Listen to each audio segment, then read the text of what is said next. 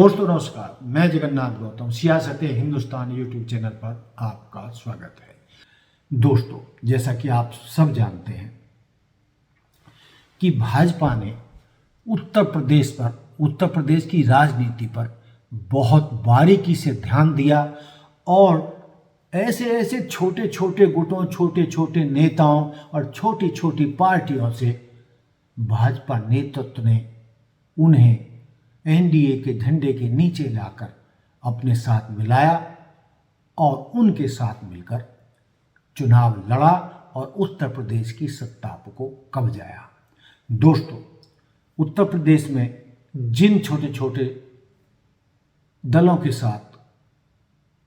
भाजपा नेतृत्व ने समझौता किया, चुनावी गठबंधन किया, उन दलों के नाम पूरी तरीके से आपकी जबान पर भी नहीं है, यानी अनजान से हैं। लेकिन भाजपा नेतृत्व ने बहुत माइक्रो चुनावी प्रबंधन किया, गठबंधन बनाया। उसी के चलते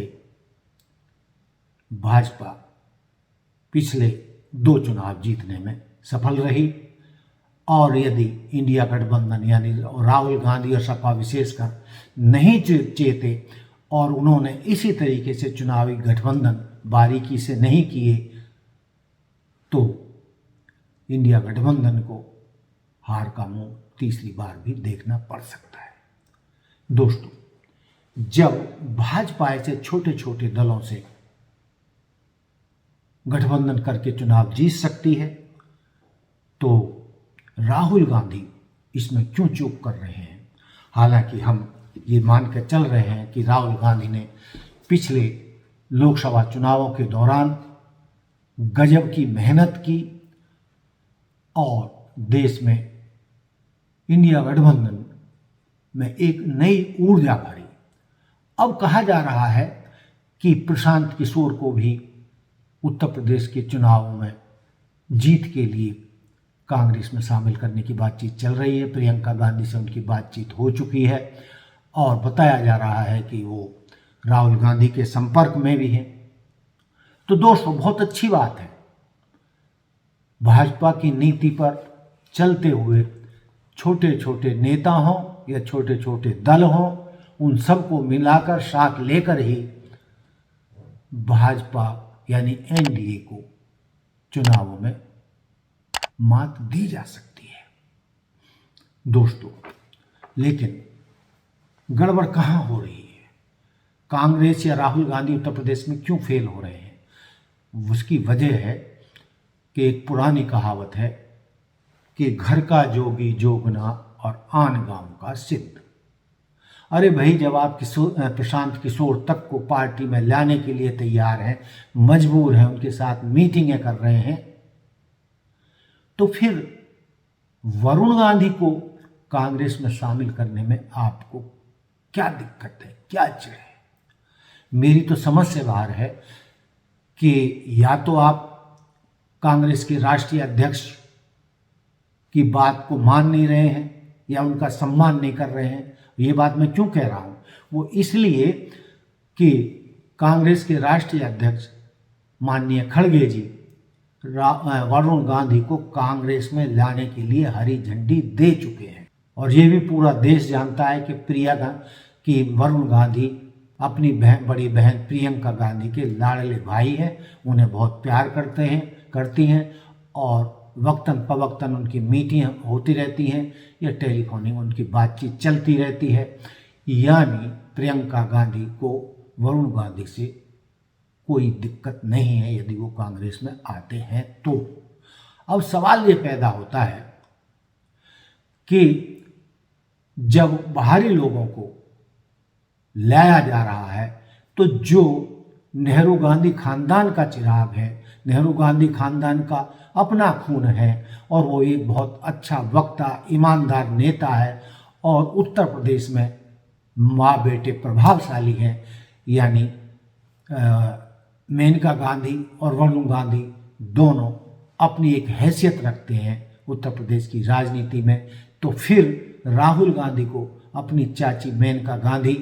और वह अपने भाई, छोटे भाई वरुण गांधी को कांग्रेस में लाने में क्यों देरी की जा रही है? वो दुनिया भर में तो हाथ पैर मार रहे हैं, लेकिन अपने ही नेहरू गांधी खानदान के खून वरुण गांधी को कांग्रेस में शामिल करने में क्यों देर कर रहे हैं, वो आनाकानी कर रहे हैं। जबकि पहले जो उन पर आरोप था, राहुल गांधी ने एक बार कहा था कि राहुल गांधी दूसरी संस्कृति के रूप में के विचारों वाले हैं, मुझे उसको भाई के रूप में गले में लगाने में कोई दिक्कत नहीं है, लेकिन उनकी सोच जो है वो आरएसएस और कड़े हिंदुत्व वाली है, जो भाजपा की नीति है, इसलिए मुझे उनसे दिक्कत है। लेकिन दोस्तों, अब ये साबित हो चुका है कि वरुण गांधी ने वो हिंदुत्व वाला या आरएसएस वाला या भाजपा का जो चोला था, जो उन्हें ओढ़ा हुआ था, वर्षों से उतार कर खूंटी पर टांग दिया है। ना तो वो योगी जी की प्रशंसा करते हैं, ना ही मोदी अमित शाह जी की प्रशंसा करते हैं, बल्कि जहां भी मौका मिलता है वो न केवल योगी सरकार पर फब्तियां कसते हैं और उनकी कमियों को गिनाते हैं, और उसी तरीके से वो केंद्र में जो भाजपा की सरकार है या एनडीए की सरकार है उसको भी धकियाते हैं। उन पर भी जो आम आदमी के खिलाफ, चाहे वो किसानों का मुद्दा हो, चाहे बेरोजगारों का मुद्दा हो, चाहे इसी तरीके के आम आदमी के हक की बातें हों, वो करने से नहीं चूकते, जिससे उत्तर प्रदेश में योगी जी को उनसे बहुत तकलीफ होती है और केंद्र में मोदी साहब को उनके तौर तरीकों से तकलीफ है। यानी वो भाजपा की जो राजनीति की कल्चर है उसको वो तिलांजलि दे चुके हैं, और एक तरीके से वो राहुल गांधी की तर्ज पर ही भाजपा और योगी सरकार को हड़का रहे हैं, उसके खिलाफ बयानबाजी कर रहे हैं और आम आदमी के लिए, आम आदमी के हक में बात कर रहे हैं। उन्होंने उन लोगों को भी हड़काया था कि जो नेहरू गांधी खानदान के बारे में जो नेगेटिव बात करते हैं, उन्होंने कहा था कि नेहरू गांधी खानदान के ये न खून के बराबर भी नहीं है, जो उनके परिवार को गाली देगा हम उसको बिल्कुल बख्शेंगे नहीं। तो इन हालात में राहुल गांधी वरुण गांधी से और क्या चाहते हैं,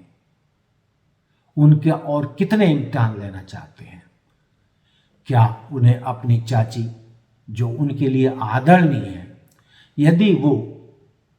उनको प्यार से, यानी वरुण गांधी और मेनका गांधी को वो प्यार से कांग्रेस में लाना चाहें, दिल से यदि उनके पास जाएं और उन्हें बुलाएं, तो ऐसा संभव नहीं है कि नेहरू गांधी खानदान की बहू और उनका लाडला वरुण गांधी कांग्रेस में आने से इनकार कर देगा। लेकिन दोस्तों, मेरा ये मानना है कि यदि वरुण गांधी और मेनका गांधी को कांग्रेस में लाया जाता है, जैसे कि कांग्रेस के हजारों कार्यकर्ताओं और नेताओं का, विशेषकर उत्तर प्रदेश, बल्कि उत्तर प्रदेश ही नहीं पूरे हिंदुस्तान के कार्यकर्ताओं का और नेताओं का ये मानना है कि हर कीमत पर वरुण गांधी को कांग्रेस में लाना चाहिए। जितनी देर हो रही है उतनी ही ज़्यादा कांग्रेस उत्तर प्रदेश में पिछड़ती जा रही है। जब आप गैरों को गले लगा रहे हैं, उनको ढूंढ रहे हैं कि कांग्रेस की नैया कौन उत्तर प्रदेश में पार लगवा सकता है, तो भाई जब आप सपा के पास जा सकते हैं, प्रशांत किशोर के पास जा सकते हैं, आरएलडी के पास जा सकते हैं, तो अपने भाई वरुण गांधी को गले क्यों नहीं लगा सकते? क्यों देरी कर रहे हैं? यदि आपने जल्दी फैसला ले लिया, क्योंकि सवा साल ही बाकी बचा है उत्तर प्रदेश विधानसभा के चुनावों में, तो आपको बहुत फ़ायदा होने वाला है, कांग्रेस को बहुत फ़ायदा होने वाला है, और संभव है कि उनको कांग्रेस में लाने के बाद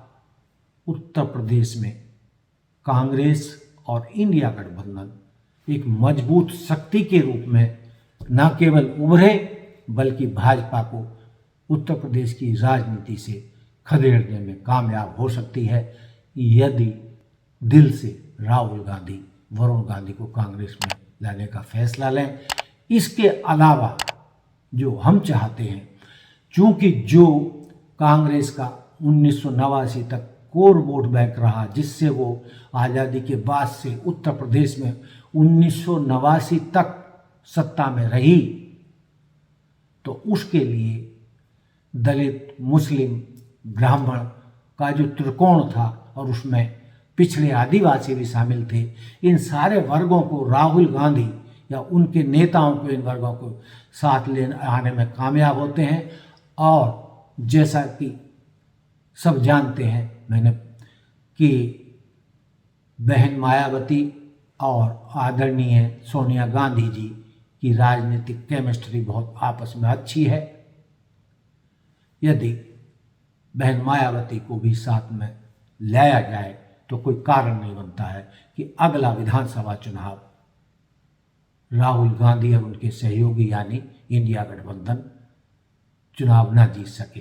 और मेरा ये भी मानना है कि बहन मायावती भी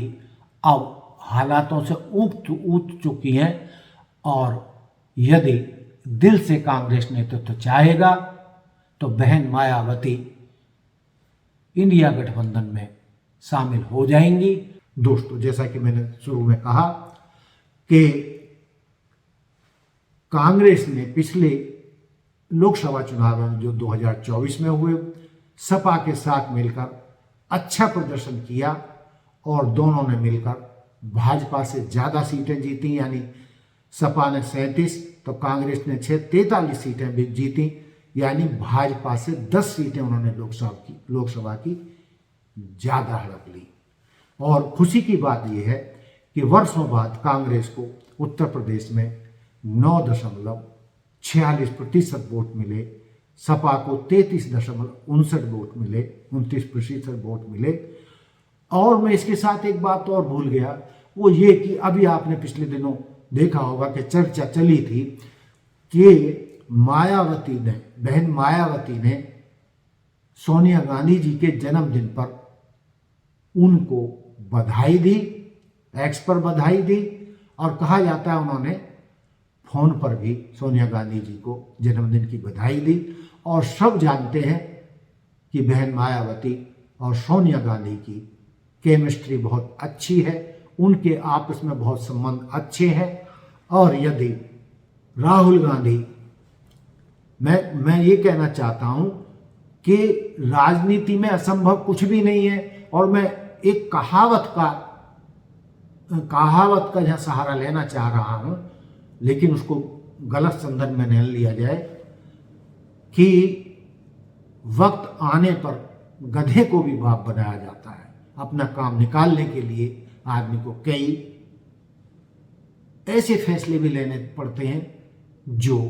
मन नहीं कहता है। लेकिन दोस्तों, राजनीति में तो ये सब करना ही पड़ेगा यदि आपको कांग्रेस को सत्ता में लौटाना है। और ये कहते हुए कि लोकसभा चुनाव में सपा को 33.59% वोट मिले,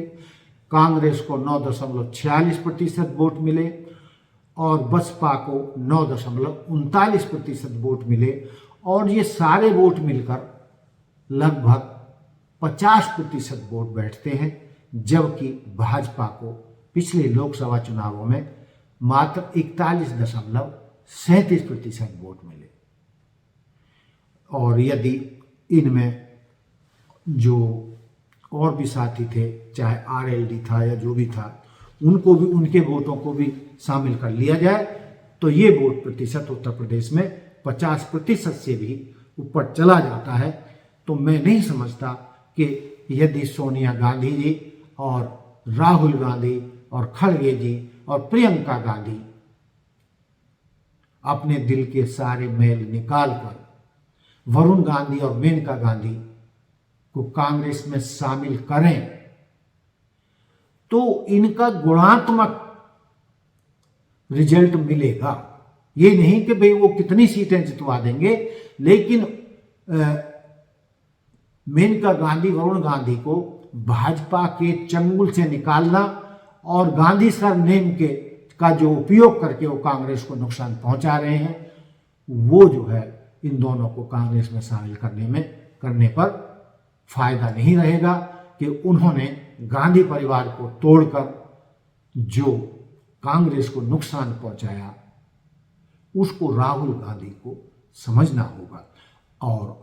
अंत में ये कहते हुए कि राहुल गांधी बहुत समझदार हो गए हैं और हर ऊंच नीच को समझते हैं, राजनीति के हर दाव पेच से वो वाकिफ हो चुके हैं। तो हमारा मानना है कि कांग्रेस के देश भर के हजारों लाखों कार्यकर्ता वरुण गांधी को कांग्रेस में देखना चाहते हैं। यदि उत्तर प्रदेश को आपको जीतना है तो वरुण गांधी, मेनका गांधी को कांग्रेस में लाकर आपको भाजपा को पटकनी देनी होगी और नए नए साथियों को अपने साथ लाना होगा। अंत में ये कहते हुए कि यदि सपा, कांग्रेस और बसपा ने मिलकर चुनाव लड़ा और मेनका और वरुण गांधी कांग्रेस में शामिल कर लिए गए तो कोई कारण नहीं है कि 2027 में भाजपा के हाथ से उत्तर प्रदेश निकल जाएगा और इंडिया गठबंधन उत्तर प्रदेश में सत्ता में लौटेगी। ये मैं नहीं कह रहा, बल्कि कांग्रेस के हजारों कार्यकर्ता ऐसा मानते हैं। तो दोस्तों, ये था मेरा आज का उत्तर प्रदेश की राजनीति के ऊपर आकलन। आप लोग क्या सोचते हैं, क्या कहते हैं, आपकी क्या राय है? जो मैंने इस वीडियो में कहा है, जो मुद्दे उठाए हैं, आप उनसे कितने सहमत हैं? जो लोग सहमत हैं या असहमत हैं, जो भी उनके मन में है वो कमेंट करके हमें बताएं, जिससे हमें उत्तर प्रदेश के ऊपर या उत्तर प्रदेश की राजनीति के ऊपर आगे वीडियो बनाने में, बेहतरीन वीडियो बनाने में और आप तक अपने विचार पहुंचाने में हमें आसानी रहे। तो दोस्तों, देखते रहिए सियासत हिंदुस्तान। जय हिंद, जय भारत, जय संविधान। धन्यवाद।